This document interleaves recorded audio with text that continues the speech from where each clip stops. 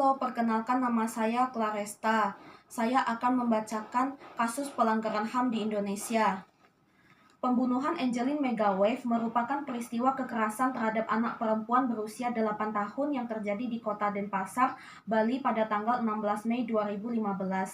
Peristiwa ini menjadi populer dalam berbagai media di Indonesia, diawali dengan pengumuman kehilangan anak tersebut semula disebut Angelin.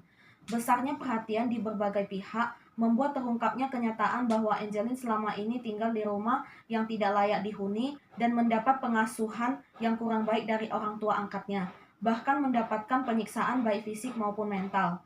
Akibat sikap yang sangat tertutup dan tidak kooperatif dari ibu angkatnya, Margaret Christina Megawave, 65 tahun, memunculkan dugaan bahwa Angelin hilang bukan karena diculik, melainkan karena dibunuh. Bahkan sebelum jenazahnya ditemukan, jasad Angelin kemudian ditemukan terkubur di halaman belakang rumahnya di Jalan Sedap Malam, Denpasar, Bali pada hari Rabu 10 Juni 2015.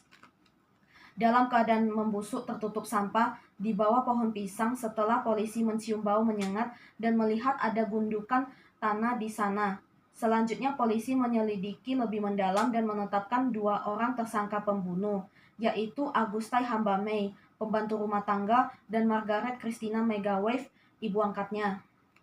Berikut ini kasus hukum berdasarkan pertama, penyidikan. Setelah ditemukannya jasad Angelin, pada tanggal 10 Juni 2015, Kepolisian Resor Kota Denpasar segera mengadakan pemeriksaan terhadap 7 orang, yaitu Margaret, ibu angkatnya, Yvonne dan Christina, kakak angkatnya, Agustai, pembantu, 2 penghuni indekos, dan petugas keamanan Satpam yang disewa khusus oleh Margaret untuk menjaga rumah itu setelah ramainya pemberitaan terkait Angelin. Dari hasil pemeriksaan awal tersebut, polisi menetapkan Agustai Hambamey sebagai tersangka pembunuh Angelin yang mengakui telah membunuh dan memperkosa Angelin pada tanggal 16 Mei 2015. Sekitar pukul 13 waktu Indonesia bagian tengah, tepat pada hari hilangnya anak tersebut, dan kemudian menguburkan jasadnya di belakang rumah majikannya itu pada pukul 20 waktu Indonesia bagian tengah. Pada 14 Juni 2015, Kepolisian Daerah Bali menetapkan ibu angkat Angelin, Margaret Megawave, sebagai tersangka dalam kasus dugaan penelantaran anak dan menempatkannya di tahanan Mapolda Bali. Pada tanggal 28 Juni 2015, Margaret ditetapkan sebagai tersangka dalam kasus pembunuhan berdasarkan 3 alat bukti, yaitu pengakuan Agus, bukti-bukti kedokteran forensik Rumah Sakit Sanglah, dan hasil olah tempat kejadian perkara oleh tim forensik Polresta Denpasar, Inafis Polda Bali. Dengan bantuan Inafis Polri dan bukti-bukti tersebut, Margaret diduga menjadi otak pembunuhan dan Agus hanya membantu menguburkan jasad Angelin. Namun tim pengacara tersangka Margaret mempermasalahkan penetapan tersangka Margaret terkait kasus pembunuhan Angelin dan mendaftarkan gugatan pra-peradilan di Pengadilan Negeri Denpasar pada tanggal 2 Juli 2015. Pada tanggal 6 Juli 2015, Polresta Denpasar menggelar rekonstruksi pembunuhan Angelin di tempat kejadian perkara di Jalan Sedap Malam 26. Denpasar dihadiri 2 tersangka. Tanggal 29 Juli 2015, pra-peradilan diajukan Margaret ditolak oleh Pengadilan Negeri Denpasar. Hakim Tunggal Ahmad Petensili menilai bahwa pihak permohonan Margaret melalui kuasa hukumnya, Hotma Sitompul, tidak bisa membuktikan dalil-dalil permohonannya bahwa termohon Polda Bali dalam menetapkan tersangka Margaret tidak didasari adanya alat bukti yang sah, adalah argumentasi yang tidak beralasan.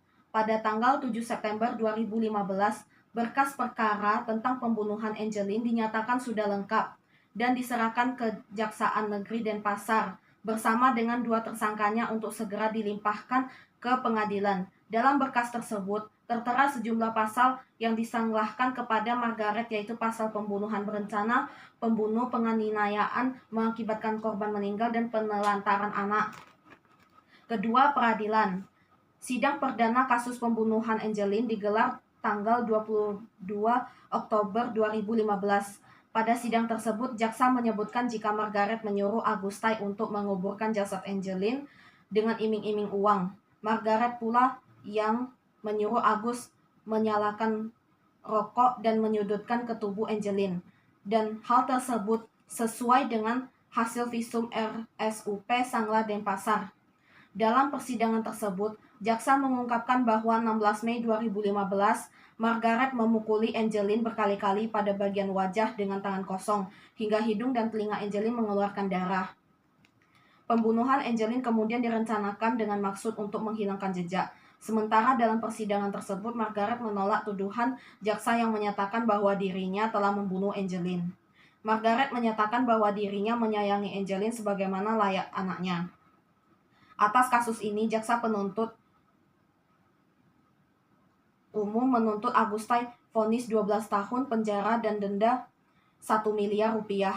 Pada Selasa 2 Februari 2016, Augustai tidak didakwa sebagai pembunuh Angeline, namun melakukan pembiaran yang menyebabkan meninggalnya Angeline. 2 hari berselang, Margaret dituntut dengan penjara seumur hidup. Menanggapi tuntutan ini, kuasa hukum Margaret menyatakan bahwa tuntutan ini adalah imajinatif. Pada 29 Februari 2016, hakim mengabulkan tuntutan jaksa dengan menjatuhkan vonis seumur hidup kepada Margaret. Pada hari yang sama, hakim menjatuhkan vonis 10 tahun penjara kepada Augustai. Ibu kandung Angeline, Hamidah, menyatakan bahwa seharusnya Margaret dijatuhi hukuman mati. Baik Margaret dan Augustai mengajukan banding atas vonis Majelis Hukum PN Denpasar. Dalam memori banding, Margaret menyatakan dalam video bahwa Augustai merupakan pelaku pembunuh Angeline. Namun demikian, pada Mei 2016, Hakim PT Bali menguatkan vonis yang dijatuhkan oleh PN Denpasar.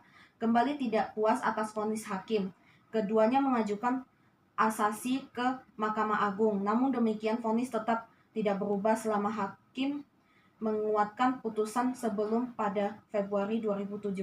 Terima kasih.